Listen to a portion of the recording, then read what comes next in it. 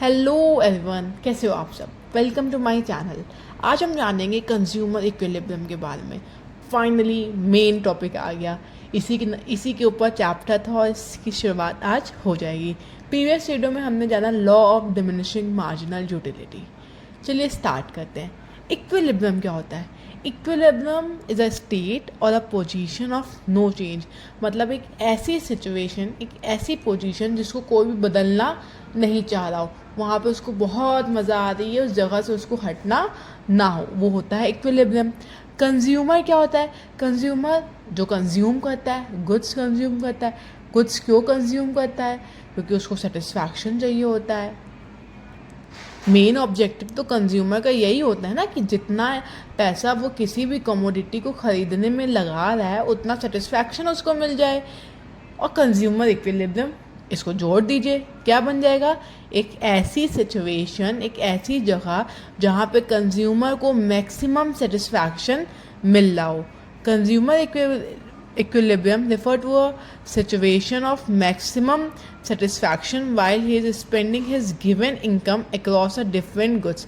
जब एक कंज्यूमर अपनी इनकम को स्पेंड करता है किसी भी कमोडिटी को खरीदने में, जो उसको सेटिस्फैक्शन मिल रहा है, जिस पॉइंट पे उसको सबसे ज़्यादा सेटिस्फैक्शन मिल रहा है, उस पॉइंट को कहते हैं consumer equilibrium. A consumer is in equilibrium when his income is sufficient to obtain desired goods। एक कंज्यूमर जितना उसके पास इनकम है, जब वो उसको डिफरेंट सिचुएशन पे स्पेंड कर रहा है, डिफरेंट गुड कमोडिटी पे स्पेंड कर रहा है, जिस कमोडिटी से जिस पॉइंट ऑफ व्यू पे उसको एक सेटिस्फैक्शन मिल गया, हाँ भाई इतना पैसा खर्च करने पे हमको मैक्सिमम सेटिस्फैक्शन मिल रहा है, उस जगह पे हो जाएगा consumer equilibrium.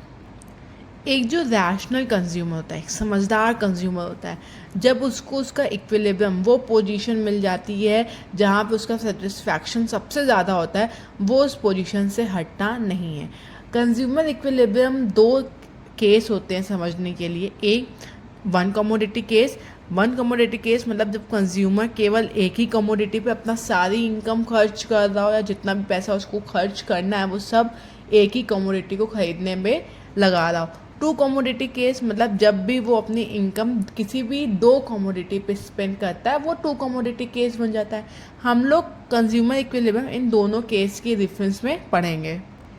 Consumer equilibrium one commodity case. अब जब कंज्यूमर अपनी इनकम कितने गुड्स में स्पेंड कर रहा है? एक कमोडिटी पे स्पेंड कर रहा है। तीन बातों का वो ध्यान रखेगा। प्राइस क्या है कमोडिटी का, उससे मिलने वाला सेटिस्फैक्शन क्या है, और मार्जिनल यूटिलिटी ऑफ मनी क्या है। पहले मैं रीड कर लेती हूँ। When a consumer buy a single commodity he will be at equilibrium when marginal utility is equal to the price paid for that commodity। Single commodity के case में, one commodity के केस में consumer तब equilibrium पर होगा जब जितना वो प्राइस पे कर रहा है किसी भी कमोडिटी के लिए, उतना ही सेटिस्फैक्शन उसको मिले। मैं गई एक गुलाब जामुन की शॉप पे, मुझे मुंह में पानी आ जाता है बस गुलाब जामुन का नाम सुन के। अब मैंने गुलाब जामुन के लिए 50 रुपये पे किए, एक गुलाब जामुन के लिए, लेकिन गुलाब जामुन एकदम वाहियात। मेरा सेटिस्फैक्शन क्या था? कम था, लेकिन प्राइस क्या था? ज़्यादा था। तो मैं इक्विलिब्रियम पर नहीं हूँ, क्योंकि जितना मैंने पे किया मुझे उतना सेटिस्फैक्शन नहीं मिला। अब दूसरी शॉप पे गई, वहाँ पे मुझे 10 रुपये का गुलाब जामुन मिला। और गुलाब जामुन बहुत बढ़िया था, एकदम उसमें काजू बादाम अंदर से पड़े हुए थे, बहुत टेस्टी था। तो मेरा सेटिस्फैक्शन क्या है? ज़्यादा है इन कंपैरिजन टू मैंने जितना प्राइस पे किया। मैं तब भी इक्विलिब्रियम पे नहीं हूँ। हाँ, मुझे सेटिस्फैक्शन ज़्यादा मिला, लेकिन मैं इक्विलिब्रियम पे नहीं हूँ। क्यों? क्योंकि सिंगल कमोडिटी के केस में जब जितना आप प्राइस पे कर रहे हो उतना ही आपको सेटिस्फैक्शन मिले उस कमोडिटी से, तब आप होंगे इक्विलिब्रियम पे। यहीं से अराइज होता है दो केस इसके। पहला, जब प्राइस कम होगा, किससे कम होगा? सेटिस्फैक्शन से।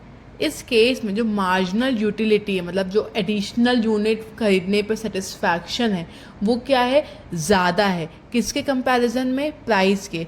कंज्यूमर को क्या है, ज़्यादा सेटिस्फैक्शन मिल रहा है और प्राइस को वो कम कर रहा है। अब उसको इक्विलिब्रियम चाहिए। इक्विलिब्रियम चलने के लिए उसको सेटिस्फैक्शन को कम करना होगा, तो वो कंजम्पशन को बढ़ाएगा बढ़ाएगा।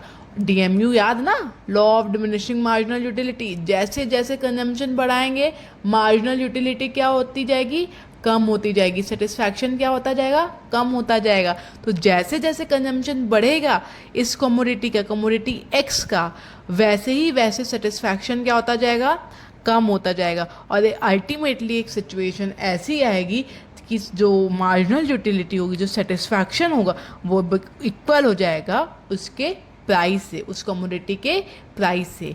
तो यही मैंने लिखा हुआ है। आना उसको घूम फिर के इसी सिचुएशन में है जब P X is equal to M U X होगा, लेकिन बस शॉर्ट पीरियड में हो सकता है वो इधर उधर भटक जाए, ऊपर नीचे हो जाए, तो वो कंजम्पशन को कम ज़्यादा करके इक्विलिब्रियम पे आ सकता है। In case of M U X is greater than price, उस केस में जब एम यू एक्स ज़्यादा है प्राइस के, the consumer continue to buy as she is paying less and getting more satisfaction. वो ज़्यादा पैसा दे रही वो कम पैसा दे रही है और सेटिस्फैक्शन उसको ज़्यादा मिल रहा है। वो कंजम्पशन को बढ़ाती जाएगी बढ़ाती जाएगी। जैसे जैसे कंजम्पशन इंक्रीज होगा, law of diminishing marginal utility की वजह से एम यू क्या हो जाएगा, फॉल हो जाएगा। और अल्टीमेटली एक सिचुएशन आ जाएगी जब एम यू एक्स बराबर हो जाएगा पी एक्स के।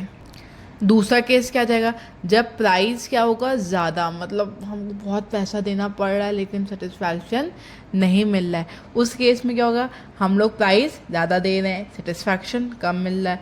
अब जब हमको सेटिस्फैक्शन ही नहीं मिल रहा है गुड्स से, तो हम कंजम्पशन क्या कर देंगे, कम कर देंगे। अब क्यों करेंगे हमको तो सेटिस्फैक्शन ज़्यादा चाहिए ना, हम खरीदेंगे नहीं। अब जब हम चीज़ें कम खरीदेंगे तो वो होता नहीं कि लालच बढ़ती जाती है। जब कोई चीज़ आपके पास नहीं होती है तो उससे मिलने वाला सेटिस्फैक्शन बढ़ता जाता है। तो according to a law of diminishing marginal utility, अगर कंजम्पशन कम होगा तो सेटिस्फैक्शन बढ़ेगा, और ये कंज्यूमर जो होगा वो कॉन्टीन्यूसली कंजम्पशन को कम करता जाएगा करता जाएगा करता जाएगा, और उसका सेटिस्फैक्शन राइज होता जाएगा। और राइज होते होते एक सिचुएशन ऐसी आएगी कि उसका जो सेटिस्फैक्शन है, दैट इज़ मार्जिनल यूटिलिटी है, वो इक्वल हो जाएगी उसके प्राइस से। यही मैंने लिखा हुआ है। एक टेबल से समझते हैं। यूनिट वही है 1 2 3 4 5। जैसे जैसे यूनिट बढ़ाता जा रहा है, जो मार्जिनल यूटिलिटी हमको मिल रही है वो क्या होती जा रही है, कम होती जा रही है। प्राइस कांस्टेंट है, प्राइस हम लोग कांस्टेंट ही मानते हैं जी। जब वो 3 यूनिट खरीद रहा है तब देखिए जो मार्जिनल यूटिलिटी है वो इक्वल है किसके, प्राइस से, प्राइस के। और यही होता है कंज्यूमर इक्विलिब्रियम। इसके ऊपर वाले केस में क्या होगा, देखिए मार्जिनल यूटिलिटी मतलब जो सेटिस्फैक्शन है वो ज़्यादा मिल रहा है और जो प्राइस है वो कम हो रहा है। इस सिचुएशन में क्या होगा, वो और ज़्यादा कंजम्पशन करता जाएगा, जिससे सेटिस्फैक्शन, मार्जिनल यूटिलिटी कम हो जाएगी। थर्ड यूनिट पे वही हुआ ना, कंजम्पशन बढ़ाता जा रहा है, सेटिस्फैक्शन हो गया कम, थर्ड यूनिट पे दोनों आ गए बराबर। तो इस सिचुएशन में सेटिस्फैक्शन को प्रोडक्शन कंजम्पशन को इंक्रीज करता जाएगा ताकि जो सेटिस्फैक्शन है वो कम हो जाए और अल्टीमेटली इस सिचुएशन पे आ जाए। उसके बाद वाले सिचुएशन में क्या होगा, 4 5 6 यूनिट पे, यहाँ पे जो मार्जिनल यूटिलिटी है वो कम है, प्राइस ज़्यादा है। मतलब अब इस सिचुएशन में उसको कंजम्पशन क्या करना है, कम करना जाना है, और कम करेगा करेगा करेगा और सेटिस्फैक्शन बढ़ता जाएगा। अल्टीमेटली ये वाली सिचुएशन फिर से आ जाएगी। डायग्राम से प्राइस कांस्टेंट है, ये है हमारा मार्जिनल यूटिलिटी, ये है पॉइंट ऑफ सैटिस्फैक्शन जब मार्जिनल यूटिलिटी 0 के बराबर होता है, और यहाँ पे नेगेटिव। तो यहाँ इस पॉइंट पे जब वो थर्ड यूनिट कंज्यूम कर रहा है तब उसको जो मार्जिनल यूटिलिटी है वो भी 4 है और प्राइस भी 4 है, और यही है पॉइंट ऑफ इक्विलिब्रियम। इसका explanation, consumer will be at equilibrium at point E when he consume third unit, because at point E M U X is equal to P X. Consumer will not, देखो consumer 4 5 6 unit नहीं खरीदेगा, क्योंकि जो उसको 4 5 6 unit से वो satisfaction मिल रहा है वो कितना है, वो 2 -2 है, जो कि कम है प्राइस से, और प्राइस कितना है 4। इसी तरह से वो यूनिट 2 भी नहीं खरीदेगा, क्योंकि यूनिट 2 से उसको सेटिस्फैक्शन कितना मिल रहा है, 6 रुपये का, लेकिन वो असल में प्राइस कितना पे कर रहा है, 4 रुपये का, तो सेटिस्फैक्शन क्या है, ज़्यादा है, तो वो ये भी नहीं परचेज़ करेगा।